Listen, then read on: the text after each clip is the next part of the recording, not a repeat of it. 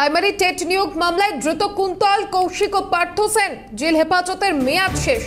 নগর দায়রা আদালতে পেশ করা হলো তাদের। প্রাইমারি টেট নিয়োগ মামলায় দ্রুত কুন্তল, কৌশিক, পার্থ সেনের জেল হেফাজতের মেয়াদ শেষ।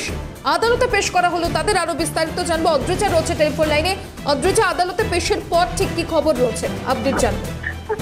দেখো মাসুমা, যে বিষয়টি জানাই যে প্রাইমারি টেট নিয়োগ দুর্নীতি সিবিআই এর যে মামলা, সেই মামলায় ধৃত কুন্তল ঘোষ, কৌশিক মাঝি এবং পার্থ সেনকে তাদেরকে আদালতে পেশ করা হয় কলকাতার নগর দায়রা আদালতে। এবং এদিন কুন্তল ঘোষ, তাপস মণ্ডল এবং কৌশিক মাঝির জামিনের আবেদন সংক্রান্ত মামলাটি ছিল। এবং এদিন মামলা চলাকালীন, শুনানি চলাকালীন ধৃত কুন্তল ঘোষ নিজেই জানান আদালতে, তিনি জানান যে তার একটাই মাত্র আর্জি রয়েছে যে তিনি ট্রায়াল তার দরকার। প্রায় 2 বছর ধরে তিনি জেলে রয়েছেন এবং সেই বিষয়টি দয়া করে যেন এই মামলাটি ফেলে রাখা না হয় এবং হয় তাকে খালাস করে দেওয়া হোক, নইলে বিচার করা হোক, এই বিষয়টি তিনি বলেন। এবং তার পাশাপাশি আরো যে বিষয়গুলি এদিন উঠে এসছে, সেক্ষেত্রে ধৃত কৌশিক মাঝির আইনজীবী, তাপস মণ্ডলের আইনজীবী এবং এক্ষেত্রে তাপস মণ্ডলের আইনজীবী এবং কুন্তল ঘোষের আইনজীবী তিনজনেই একই বিষয় তুলে ধরেন যে সিবিআই যে বিষয়টি বারবার বলছে যে সেক্ষেত্রে তদন্ত চলছে এবং মামলার ক্ষেত্রে বারবারই তারা জানাচ্ছেন যে তদন্ত চলছে এবং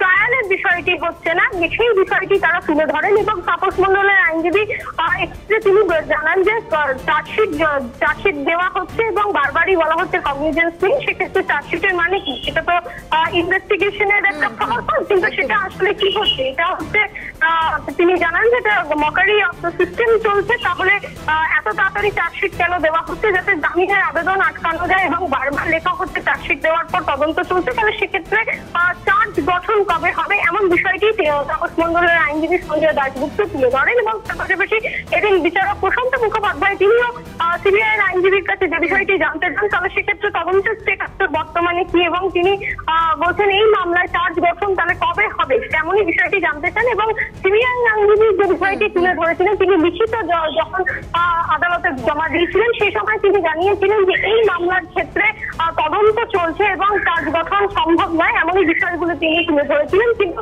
সেক্ষেত্রে আজকে যখন আদালতে তাকে তিনি মৌখিকভাবে তিনি জানান যে এক্ষেত্রে চার্জ গঠন করা সম্ভব, সেই বিষয়টি তিনি তুলে ধরেন। সেই মুহূর্তে এই যে সমস্যা, কারণ ট্রায়াল যদি হতে হয় তাহলে সেক্ষেত্রে আদালত সূত্রে যে বিষয়গুলি জানা যাচ্ছে যে ট্রায়াল যদি করা হয় তাহলে সেক্ষেত্রে কিন্তু চার্জ গঠন করতে গেলে সেক্ষেত্রে প্রথমত তদন্ত শেষ করতে হবে। এবং সেই বিষয়টি হঠাৎ সিবিআই আইনজীবী কেন এই ধরনের কথা বলেন, সেই বিষয়টি নিয়ে কিন্তু একটা প্রশ্ন ওঠে আদালতে।